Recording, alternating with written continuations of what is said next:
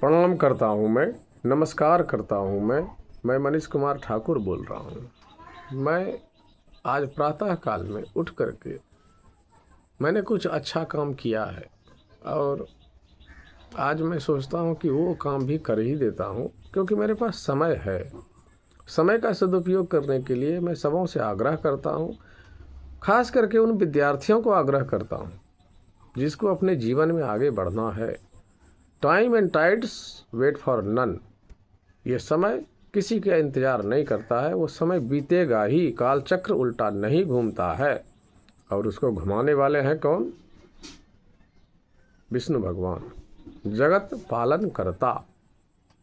ये पूरे संसार को वो चलाते हैं और उनके मुख से बोले गए श्लोक से ये प्रतीत होता है और गणित उसको साबित करता है। गणित एक ऐसा विषय है, वो साबित करता है। वो शुरू करता है कि मान लिया जाए कि, और साबित कर देता है और निकल जाता है कि मान लिया जाए कि इस घड़े का कीमत X रुपया है और रुपया है, कुछ भी मान लीजिए। उसके बाद बनाना शुरू कीजिए और कीमत उसका निकल जाता है। उसे कहते हैं गणित का शिक्षक। तो मैंने भी मान लिया कि जो विष्णु भगवान ने अपने द्वापर युग में श्री कृष्ण के रूप में जो कुछ ज्ञान दिया है उसमें ये बात सत्य है। और यदि असत्य है, किसी को लगता है कि इसमें सत्यता नहीं है, तो वो विद्वत जन आगे आए और इसे काट करके दिखाए। ऐसे नहीं मानेंगे, उसको काटिए। उन्होंने क्या कहा अब सुनिए मेरे मुख से। अहमेवासमेवाग्रे नान्यदत सद सत परम पश्चादहं यदेतश्च यो वशिष्येत सोऽस्म्यहम् ऋते अर्थं यत प्रतीयेत न प्रतीयेत चात्मनि तद्विदादात् मनो मायां यथा भासो यथा तमः यथा महान्ति भूतानि भूतेषु चावचेष्वनो प्रविष्टान्य प्रविष्टानि तथा तेषु न तेष्वहम् एतावदेव जिज्ञास्यं तत्व जिज्ञासुनात्मना अन्वय व्यतिरेकाभ्यां यत् स्यात् सर्वत्र सर्वदा चतुश्लोकी भागवतम संपूर्णम। आप लोगों को मैं धन्यवाद करता हूँ जब आप इसको पूरा सुनेंगे और जब मुझे संपर्क करेंगे कि मैं इस विषय के बारे में, इस श्लोक के बारे में कैसे पहुँचा, मुझे ये ज्ञान कब हुआ, मैं इसे प्रतिदिन क्यों बोलता हूँ। मैं उस चीज़ को जान चुका हूँ कि ये अंतिम ज्ञान है। वो कहते हैं कि मैं आदि हूँ, मैं ही अनंत हूँ। तो आपको आदि क्या है? कोई चीज़ का जो शुरुआत है क्या है? आदि मतलब शुरुआत। तो आपको लगता है कि शुरुआत क्या गणित में शून्य से होता है? नहीं। अनंत क्या आपको पता है क्या कि 10 है, 100 है, 1000 है, 10,000 है, लाख है, करोड़ है, 10 करोड़ है? नहीं। पद्म है, महापद्म है, शंख है, महाशंख है? नहीं। अनंत है, जो है अंत है, अनंत। तो आपको इधर शून्य से अनंत तक जो लिखा है ये सभी आपको धनात्मक संख्या है। तो क्या ऋणात्मक संख्या नहीं होती है? संख्या रेखा इसी से, 0 से 9 बाएं साइड में जो है ना, वो ऋणात्मक संख्या है। बाएं साइड में ही क्यों है वो भी मैं आपको बताऊंगा। आपके दाएं में जो बैठा समझ लीजिए वो धनात्मक है। आपका दाहिना हाथ क्या है? धनात्मक है। और आपका बायां हाथ क्या है? ऋणात्मक है। तो बायां हाथ जो जो काम करता है समझ लीजिए वो ऋणात्मक है। आपके बाएं साइड में जो जो बैठा है समझ लीजिए वो ऋणात्मक है। देखिए, मैं किसी एक व्यक्ति को केंद्रित करके अपना ये वक्तव्य अपने मुखार बिंद से निकाल करके आज के ज़माने डिजिटल मीडिया के माध्यम से लोगों के सामने पहुंचाने का प्रयास कर रहा हूं। मैं उनका नाम नहीं लूँगा, लेकिन उनको पता चल जाएगा कि मुझे ही बोल रहे हैं, क्योंकि उनसे मेरी मुलाकात हुई है। उनसे मुलाकात करना बहुत कठिन कार्य है और ग्रह जो होते हैं वो अपने आप के लिए कीमती चीज़ होते हैं। तो ग्रह छोटा और बड़ा क्यों होता है? उसमें चमक होता है, उसमें आकर्षण शक्ति होती है। तो उसका आकर्षण शक्ति कैसे होता है? वो जो काम करते हैं उसका आकर्षण शक्ति होता है। तो वो आकर्षण शक्ति से यदि किसी को फायदा हुआ तो लोग उसको मानने लगते हैं और उनको जब उससे वो चीज़ मिल जाता है जो चाहिए तो वो खुश भी हो जाते हैं। तो देने वाला भी खुश और लेने वाला भी यदि खुश है तो उसको लोग मानने लगते हैं, प्रचार होने लगता है कि हाँ ये सही चीज़ बांट रहे हैं। तो आदि भी वही है और अनंत भी वही है। तो जब आदि वही है और अनंत भी वही है तो आपको ऋणात्मक संख्या का जो अनंत है, निगेटिव अनंत जो है वो भी वही है, शून्य भी वही है। शून्य एक निश्चित संख्या है, वहीं से निश्चित संख्या शुरू होती है। उसके दाएं साइड में आपको अनंत जो जाता है 1 2 3 4 5 6 7 8 9, तो संख्या 9 ही बताई जाती है। मूल संख्या, प्राकृतिक संख्या 9 ही है और शून्य जो है नहीं है। तो संख्या तरह तरह की संख्या है। तो संख्या का खेल से ही दुनिया चलता है।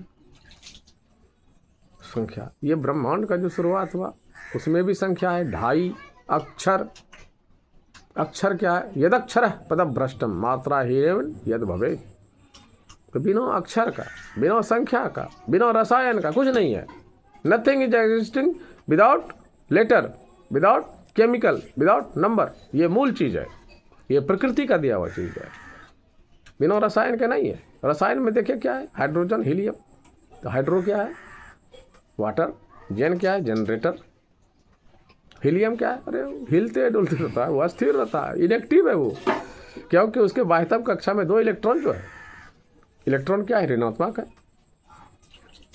हाइड्रोजन के बाहरी कक्षा में कितना? 1 है। उसके पास 1 के इलेक्ट्रॉन नहीं है, वही एक तो बाहरी कक्षा है उसका। और उसके जो पहला कक्षा है ना, उसकी क्षमता ही है 2। तो उसको 1 इलेक्ट्रॉन मिल जाए तो स्टेबल हो जाता है।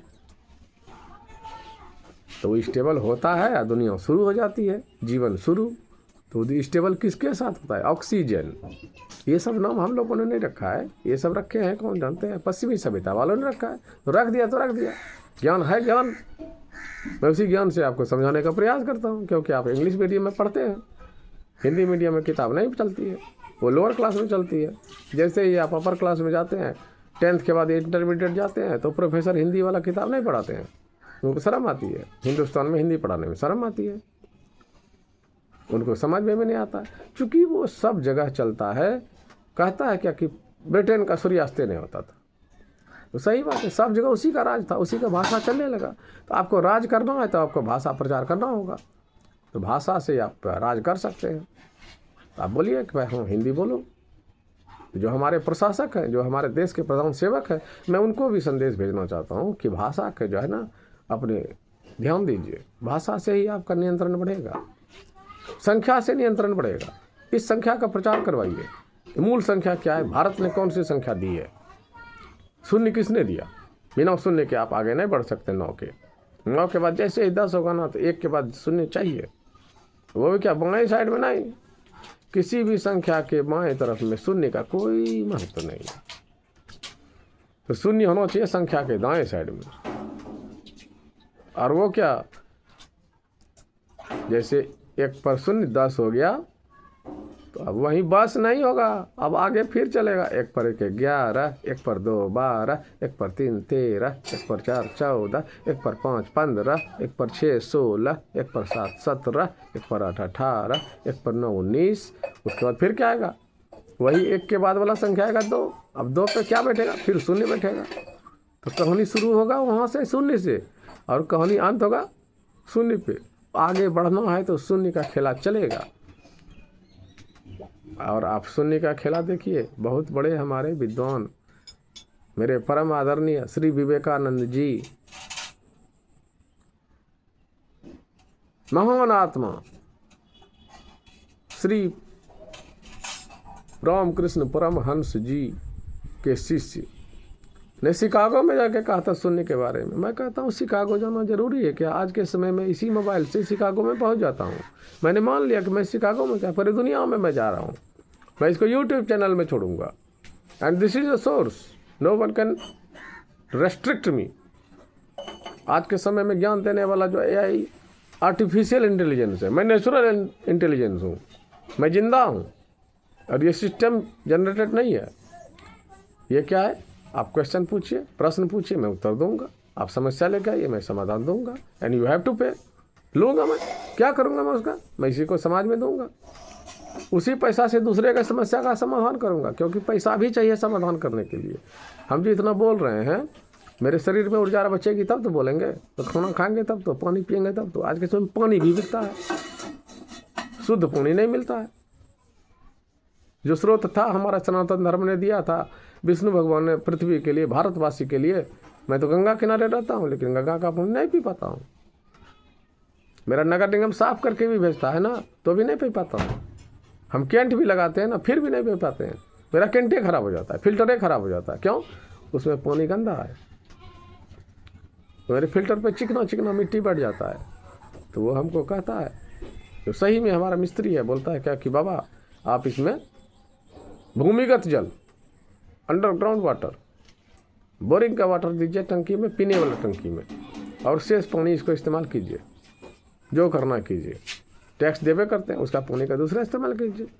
लेकिन पीने के लिए यदि जल चाहिए तो आपको भूमिगत जल लीजिए बाबा, उसमें सब मिनरल वगैरह है। हम बोले अरे सुनो, हम तो जानते हैं, लेकिन हम तुम्हारे मुंह से इसलिए सुनना चाहते हैं कि तुमको भी तो श्रेय देंगे। मिस्टर शहबाज, मोहम्मद शहबाज खान, मैंने बहुत मिस्त्री को बुलाया, लेकिन तुमको पकड़ लिया तो पकड़ लिया। तुम शहबाज हो, असली शहबाज। तुम पैसा भी कम लेते हो और बुद्धि बताते हो, तो बुद्धि देने वाला है जो है ना, हम बहुत रेस्पेक्ट करते हैं, दिल से इज्जत करते हैं, उसका पैर भी छू लेते हैं। कोई भी हो, बुद्धि तो दीजिए। बुद्धि से ही होता है, विद्या शिक्षा बुद्धि, 3 चीज़ होती है। तो विद्या शिक्षा मिलने से आपका काम नहीं चलेगा, बुद्धि चाहिए। तो बुद्धि का देवता कौन है? गणेश जी। तो गणेश जी का अगला स्तोत्र सुनिए। सुमुखश्चैव दन्तश्च कपिलो गजकर्णकः लंबोदरस्य विकटो विघ्ननाशो विनायक धूम्रकेतुर्गणाध्यक्षः बालचन्द्रो गजानन द्वादशैतानि नामानि यः पठेत् शृणुयादपि विद्यारम्भे विवाहे च प्रवेशे निर्गमे तथा संग्रामे संकटेश्चैव विघ्नस्तस्य न जायते। श्री गणेशाय नमः। तो मैं अब ये आज का आपसे विदा लेता हूँ।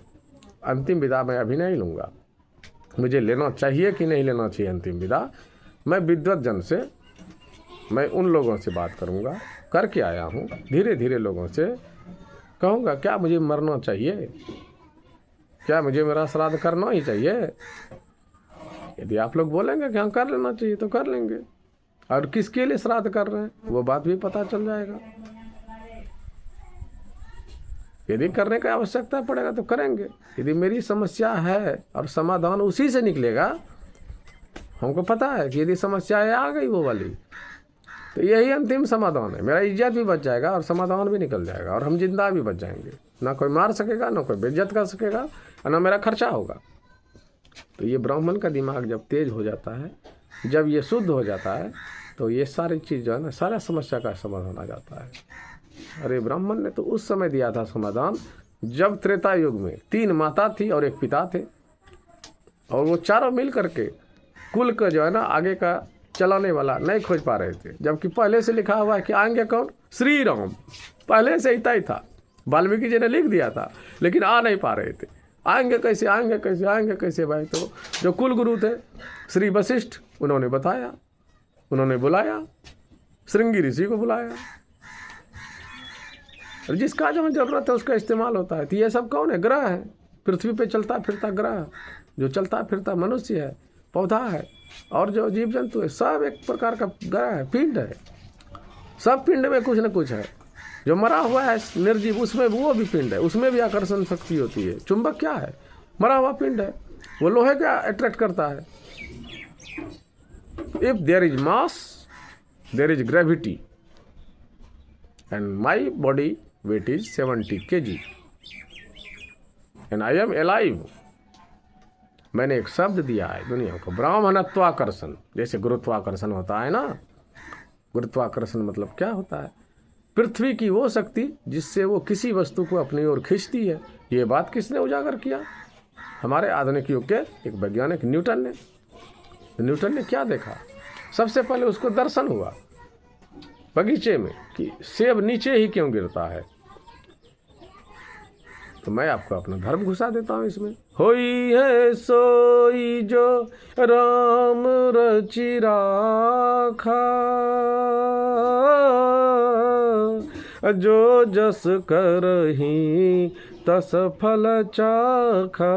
राम सिया राम सिया राम, जय जय राम राम, सिया राम जय जय राम। देखिए, राम के बिना आपको कोई काम ही नहीं होता है। कितना आपको तुकबंदी बैठता है राम और काम। कोई काम चल करना है तो राम बोलना पड़ेगा। हम जहाँ बैठे हुए हैं वहाँ भी राम है, लेकिन सब अपने आप को होशियार समझता है ना, राम को राम बना दिया है। लो, तो जब भोलेनाथ भजते हैं राम को तो क्या गाते हैं? जय राम रमा रमनं शमनं भव, ताप भयाकुल पाहि जनं, अवधेश सुरेश रमेश विभूषर, नागत मांगत पाहि प्रभु। ये सारे धनात्मक चीज़ें, ऋणात्मक नहीं बोलेंगे। आज आपसे अब विदा लेते हैं। 16 मिनट 4 सेकंड हो चुका है और मुझे भूख भी लग चुकी है, और मैं अब यदि कुछ बोलूँगा तो हो सकता है कि गलत शब्द निकल जाए। तो मेरी गलती ढूंढने के लिए लोग पीछे पड़े रहते हैं कि इसको कैसे घेरेंगे, इसको कैसे घेरेंगे। तो मुझे घेरने का प्रयास कीजिए और मैं बाहर निकलने का प्रयास करूँगा। मुझे तकलीफ़ दीजिए, मुझे चोट पहुँचाइए और मैं उससे कुछ अच्छा चीज़ निकालूंगा। तो ब्राह्मणत्वाकर्षण किसी के चोट पहुँचाने के कारण से ही निकला है। तो ब्राह्मण यदि मन शुद्ध हो जाए, उसको क्रोध पे नियंत्रण हो जाए तो वो शुद्ध हो जाता है। मैंने क्रोध पे नियंत्रण पाया है। मैं लोगों से आह्वान करता हूँ, मैं लोगों को ललकारता हूँ कि मुझे क्रोध दिलाओ, दिखाओ कि मैं क्रोधित हो गया। मैं क्रोधित नहीं होता हूँ। एक जगह है, नहीं बताऊँगा वो, एक जगह है किसने मुझे क्रोध दिलाया, वो एक आदमी है। मैं उससे ही बचने का प्रयास कर रहा हूँ, क्योंकि उससे यदि मैं बच गया तो मैं विजेता, और कोशिश में लगा हुआ हूँ कि उससे कैसे जीतूं। ठीक है, फिर मिलते हैं, फिर अगले बुधवार को मिलेंगे। धन्यवाद। जय श्री राम।